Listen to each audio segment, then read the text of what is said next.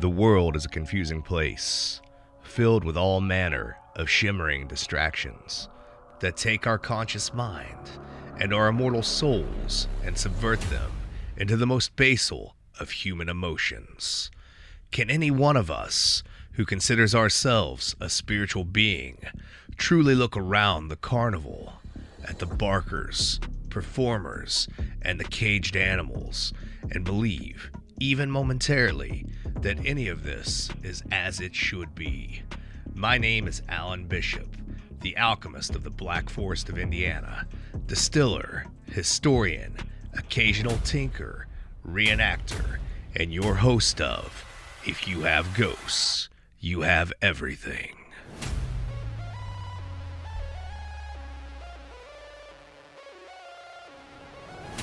Have you ever noticed the world isn't quite what it presents itself to be? That something is just a little off kilter, just a little out of focus. Perhaps that movement you caught out of the corner of your eye was more than a shadow, that weight on your shoulder more than fatigue. I have lived my whole life like this, aware, awake, and waiting for the next experience, positive or negative. Always apprehensive, always analyzing. I believe that spiritual warfare is real. I believe from societal observation that others are becoming acutely aware. I believe that many are being influenced by forces unknown in a negative and spiritually deprived way. I see soft disclosure in every corner of pop culture. Join us as we pull back the curtain, as the veil thins and reach with us into the ether to reclaim the truth on If You Have Ghosts, You Have Everything.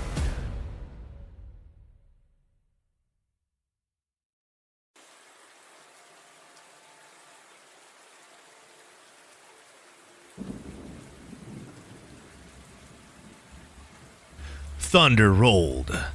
Lightning flashed. The veil of the temple was rent from top to bottom. The venerable initiator in his robes of blue and gold slowly raised his jeweled wand and pointed with it into the darkness, revealed by the tearing of the silken curtain. Behold the light of Egypt. The candidate, in his plain white robe, gazed into the utter blackness framed by the two great lotus-headed columns between which the veil had hung. As he watched, a luminous haze distributed itself throughout the atmosphere, until the air was a mass of shining particles. The face of the neophyte was illuminated by the soft glow as he scanned the shimmering cloud for some tangible object. The initiator spoke again. This light which ye behold is the secret, luminous, of the mysteries. Whence it comes, none knoweth, save the master of the light. Behold him. Suddenly, through the gleaming mist, a figure appeared, surrounded by a flickering greenish sheen.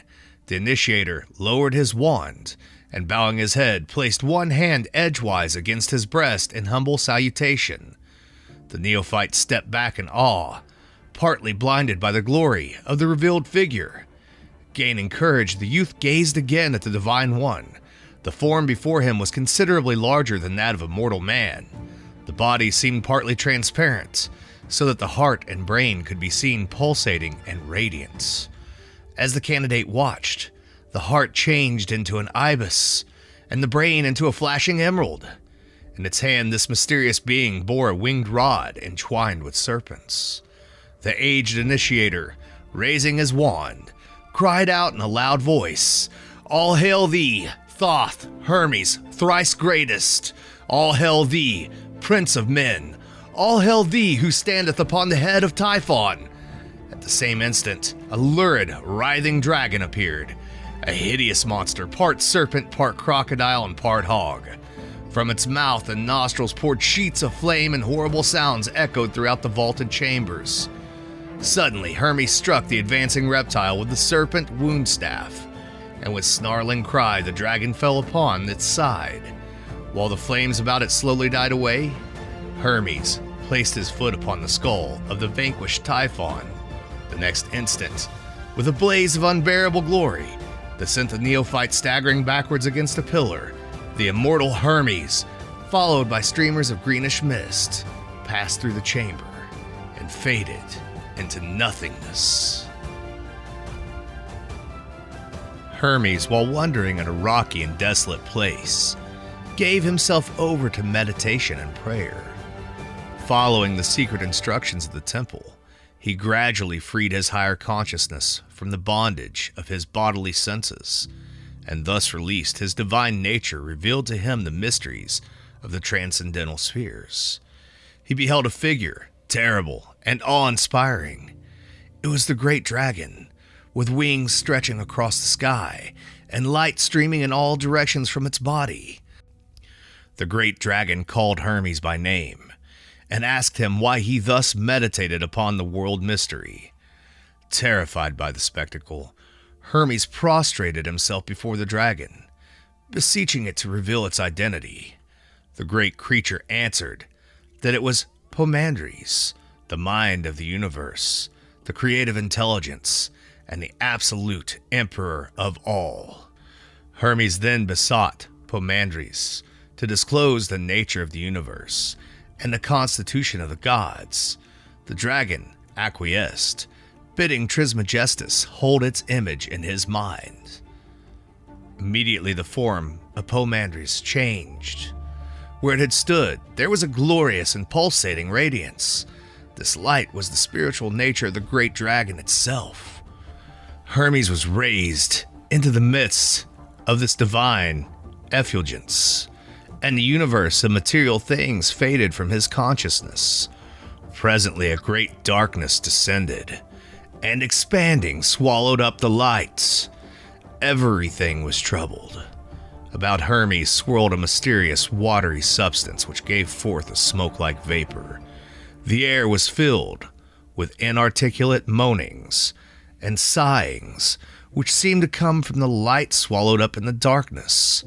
His mind told Hermes that the light was the form of the spiritual universe, and that the swirling darkness which had engulfed it represented material substance. Then out of the imprisoned light, a mysterious and holy word came forth, and took its stand upon the smoking waters.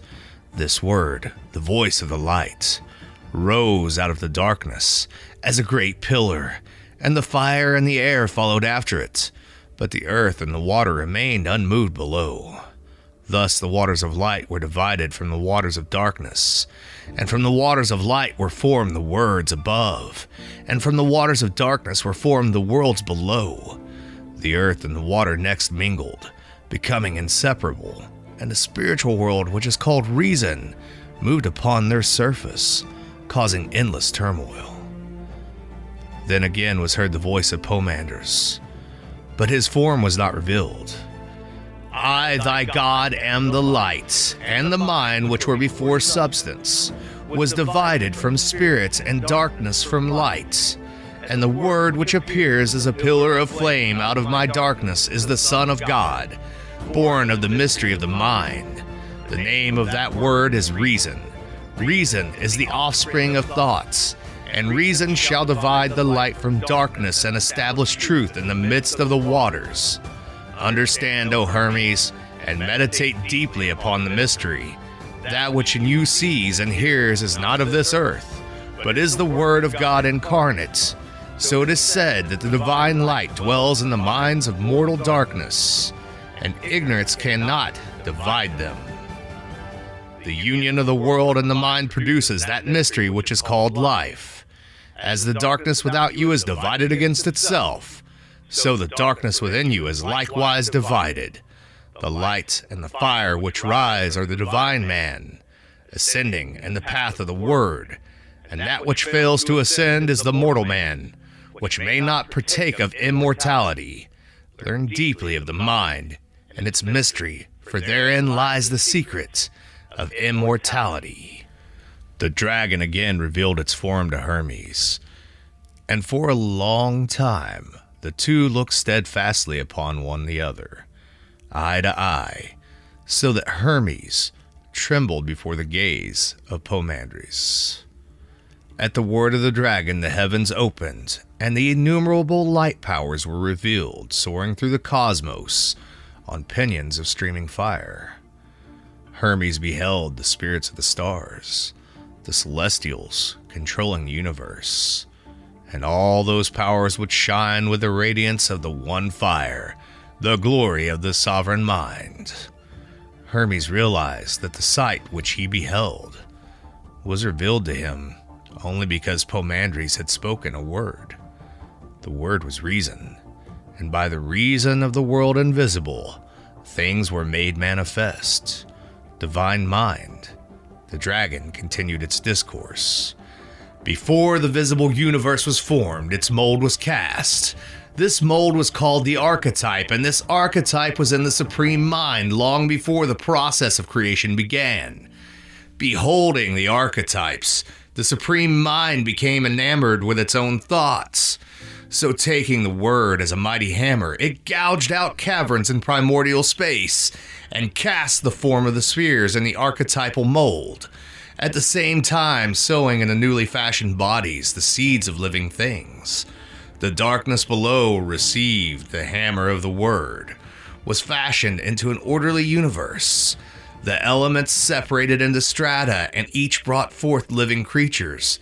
The supreme being, the mind, male and female, brought forth the world. And the word suspended between light and darkness was delivered of another mind called the workman, the master builder, or the maker of things. In this manner it was accomplished, O Hermes. The word, moving like a breath through space, called forth the fire by the friction of its motion. Therefore the fire is called the sun of striving. The workman passed as a whirlwind through the universe, causing the substances to vibrate and glow with its friction. The sun of striving thus formed 7 governors, the spirits of the planets, whose orbits bounded the world, and the 7 governors controlled the world by the mysterious power called destiny given to them by the fiery workman. When the second mind, the workman, had organized chaos, the word of God rose straight away out of its prison of substance, leaving the elements without any reason, and joined itself to the nature of the fiery workman. Then the second mind, together with the risen word, established itself in the midst of the universe, and whirled the wheels of celestial powers. This shall continue from an infinite beginning to an infinite end, for the beginning and the ending are in the same place and state. Then the downward turned, and unreasoning elements brought forth creatures without reason. Substance could not bestow reason, for reason had ascended out of it. The air produced flying things, and the waters such as what swim. The earth conceived strange 4-footed and creeping beasts, dragons, composite demons, and grotesque monsters. Then the Father, the Supreme Mind, being light and life, fashioned a glorious universal man in its own image, not an earthy man, but a heavenly man, dwelling in the light of God. The Supreme Mind loved the man it had fashioned, and delivered to him the control of the creations and workmanships. The man, desiring to labor, took up his abode in the sphere of the generation, and observed the works of his brother, the second mind, which set upon the ring of fire, and having beheld the achievements of the fiery workman, he willed also to make things, and his father gave permission. The 7 governors, of whose powers he partook, rejoiced, and each gave the man a share of its own nature. The man longed to pierce the circumference of the circles and understand the mystery of him who sat upon the eternal fire. Having already all power, he stooped down, and peeping through the 7 harmonies and breaking through the strength of the circles, made himself manifest to nature stretched out below. The man, looking into the depths, smiled, for he beheld a shadow upon the earth and a likeness mirrored in the waters, which shadow and likeness were a reflection of himself. The man fell in love with his own shadow, and desired to descend into it. Coincident with the desire, The intelligent thing united itself with the unreasonable image or shape. Nature, beholding the descent, wrapped herself around the man for whom she loved, and the two were mingled. For this reason, earthy man is composite. Within him is the sky man, immortal and beautiful. Without is nature, mortal and destructible. Thus suffering is the result of immortal man's falling in love with his shadow and giving up reality to dwell in the darkness of illusion. For being a mortal man has the power of the 7 governors, also the life, the light, and the word. But being mortal, he is controlled by the rings of the governors, fate, or destiny.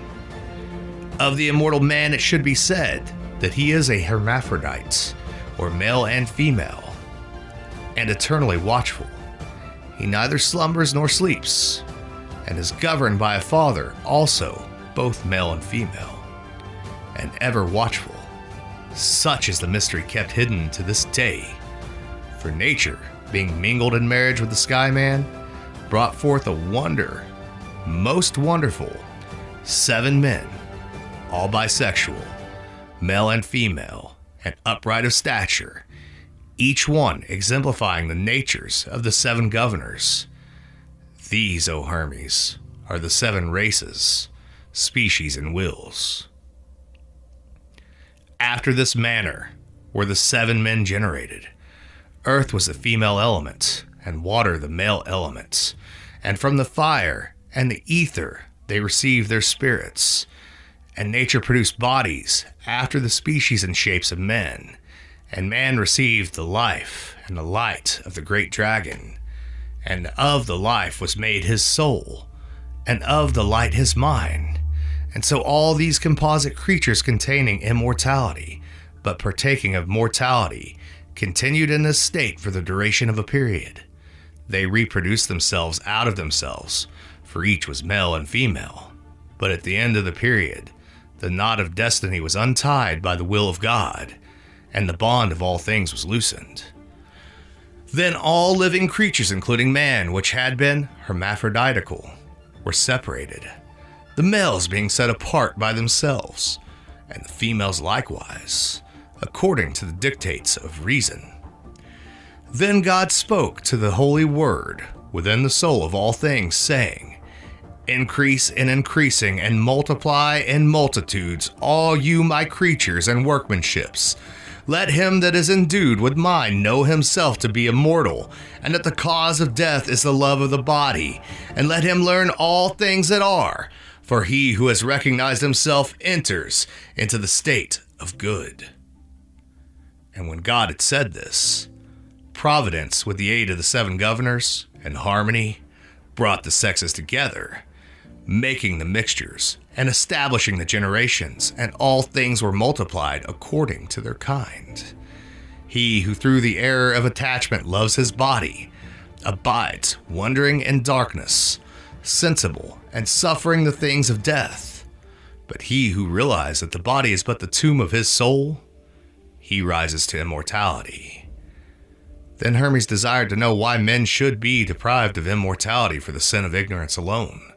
The great dragon thus answered, To the ignorant the body is supreme, and they are incapable of realizing the immortality that is within them. Knowing only the body which is subject to death, they believe in death because they worship that substance which is the cause and reality of death. Then Hermes asked how the righteous and wise passed to God, to which Pomandres replied, That which the word of God said, say I, because the Father of all things consists of life and light, whereof man is made. If therefore a man shall learn and understand the nature of life and light, then he shall pass into the eternity of life and light. Hermes next inquired about the road by which the wise attain to life eternal, and Pomandres continued, Let the man, endued with a mind mark, consider and learn of himself, and with the power of his mind divide himself from his not-self, and become a servant of reality. Hermes asked if all men did not have minds, and the great dragon replied, "Take heed what you say, for I am the mind, the eternal teacher. I am the father of the Word, the redeemer of all men. And in the nature of the wise, the Word takes flesh. By means of the Word, the world is saved. I, thought, the father of the Word, the mind, come only unto men that are holy and good, pure and merciful, and that live piously and religiously, and my presence is an inspiration and a help to them. For when I come, they immediately know all things and adore the universal Father. Before such wise and philosophical ones die, they learn to renounce their senses, knowing that these are the enemies of their immortal souls. I will not permit the evil senses to control the bodies of those who love me, nor will I allow evil emotions and evil thoughts to enter them. I become as a porter or doorkeeper and shut out evil, protecting the wise from their own lower nature. But to the wicked, the envious, and the covetous, I come not, for such cannot understand the mysteries of the mind. Therefore I am unwelcome. I leave them to the avenging demon that they are making in their own souls. For evil each day increases itself and torments many men more sharply, and each evil deed adds to the evil deeds that are gone before until finally evil destroys itself. The punishment of desire is the agony of unfulfillment. Hermes bowed his head in thankfulness to the great dragon who had taught him so much, and begged to hear more concerning the ultimate of the human soul. So Poimanders resumed. At death, the material body of man is returned to the elements from which it came, and the invisible divine man ascends to the source from whence he came, namely the eighth sphere. The evil passes to the dwelling place of the demon, and the senses, feelings, desires, and body passions return to their source, namely the seven governors, whose nature in the lower man destroy, but in the invisible spiritual man give life. After the lower nature has returned to the brutishness, the higher struggles again to regain its spiritual estate. It ascends the seven rings upon which set the seven governors, and returns to each their lower powers in this manner. Upon the first ring sets the moon, and to it is returned the ability to increase and diminish. Upon the second ring sets Mercury, and to it are returned machinations, deceit, and craftiness. Upon the third ring sets Venus, and to it are returned the lusts and passions. Upon the fourth ring sets the Sun, and to this lord are returned ambitions. Upon the fifth ring sets Mars, and to it are returned rashness and profane boldness. Upon the sixth ring sets Jupiter, and to it are returned the sense of accumulation and riches. And upon the seventh ring sets Saturn, at the gate of chaos, and to it are returned falsehood and evil plotting. Then, being naked of all the accumulations of the seven rings, the soul comes to the eighth sphere, namely the ring of the fixed stars. Here, freed of all illusion, it dwells in the light and sings praises to the Father in a voice which only the pure of spirit may understand. Behold, O Hermes, there is a great mystery in the eighth sphere, for the Milky Way is the seed ground of souls, and from it they drop into the rings, and to the Milky Way they return again from the wheels of Saturn. But some cannot climb the seven-rung ladder of the rings, so they wander in darkness below and are swept into eternity with the illusion of sense and earthiness. The path to immortality is hard, and only a few find it. The rest await the great day when the wheels of the universe shall be stopped, and the immortal spark shall escape from the sheaths of substance. Woe unto those who wait, for they must return again, unconscious and unknowing, to the seed ground of stars and await a new beginning. Those who are saved by the light of the mystery which I have revealed unto you, O Hermes, and which I now bid you to establish among men, shall return again to the Father, who dwelleth in the white light, and shall deliver themselves up to the light, and shall be absorbed into the light. And in the light They shall become powers in God. This is the way of good, and is revealed only them that have wisdom. Blessed art thou, O Son of Light, to whom all men, I, Pomandres, the light of the world, have revealed myself. I order you to go forth to become as a guide to those who wander in darkness, that all men within whom dwells the spirit of my mind may be saved by my mind in you, which shall call forth my mind in them. Establish my mysteries, and they shall not fail from the earth. For I am the mind of the mysteries, and until mine fails, which is never, my mysteries cannot fail. With these parting words, Pomandres, radiant with celestial light, vanished, mingling with the powers of the heavens. Raising his eyes unto the heavens, Hermes blessed the Father of all things, and consecrated his life to the service of the great light. Thus preached Hermes, O people of earth, men born and made of the elements, but with the spirit of the divine man within you, rise from your sleep of ignorance, be sober and thoughtful. Realize that your home is not in the earth, but in the light. Why have you delivered yourselves over unto death, having power to partake of immortality? Repent and change your minds. Depart from the dark light and forsake corruption forever. Prepare yourselves to climb through the 7 rings and to blend your souls with the eternal lights. Some who heard mocked and scoffed, and went their way, delivering themselves to the second death from which there is no salvation. But others, casting themselves before the feet of Hermes, besought him to teach them the way of life. He lifted them gently, receiving no approbation for himself, and staff in hand went forth teaching and guiding mankind, and showing him how they might be saved. In the worlds of men, Hermes sowed the seeds of wisdom, and nourished the seeds with the immortal waters. And at last came the evening of his life, and as the brightness of the lights of earth was beginning to go down, Hermes commanded his disciples to preserve his doctrines, inviolate throughout all ages. The visions of Pomandres he committed to writing, that all men desiring immortality might therein find the way. In concluding his exposition of the vision, Hermes wrote, The sleep of the body is the sober watchfulness of the mind, and the shutting of my eyes reveals the true light. My silence is filled with budding life and hope, and is full of good. My words are the blossoms of fruit of the tree of my soul. For this is the faithful account of what I receive from my true mind. That is Pomandres, the great dragon, the Lord of the world and Word, through whom I became inspired by God with the truth. Since that day my mind has been ever with me, and in my own soul it hath given birth to the Word.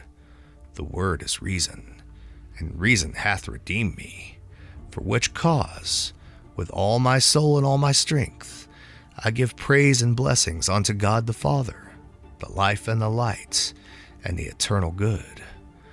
Holy is God, the Father of all things, the one who is before the first beginning. Holy is God, whose will is performed and accomplished by his own powers, which he hath given birth to out of himself. Holy is God, who is determined that he shall be known, and who is known by his own to whom he reveals himself. Holy art thou, who by the word reason hast established all things. Holy art thou, of whom all nature is the image. Holy art thou, whom the inferior nature has not formed. Holy art thou, who art stronger than all powers. Holy art thou, who art greater than all excellency. Holy art thou, who art better than all praise. Accept these reasonable sacrifices from a pure soul and a heart stretched out unto thee. O thou unspeakable, unutterable, to be praised with silence, I beseech thee to look mercifully upon me, that I may not err from the knowledge of thee, and that I may enlighten those that are in ignorance, my brothers and thy sons.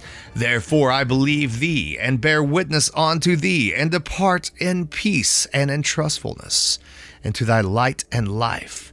Blessed art thou, O Father, the man thou hast fashioned would be sanctified with thee, as thou hast given him power to sanctify others with thy word and thy truth. The vision of Hermes, like nearly all the Hermetic writings, is an allegorical exposition of great philosophic and mystic truths, and its hidden meaning may be comprehended only by those who have been raised into the presence of the true mind.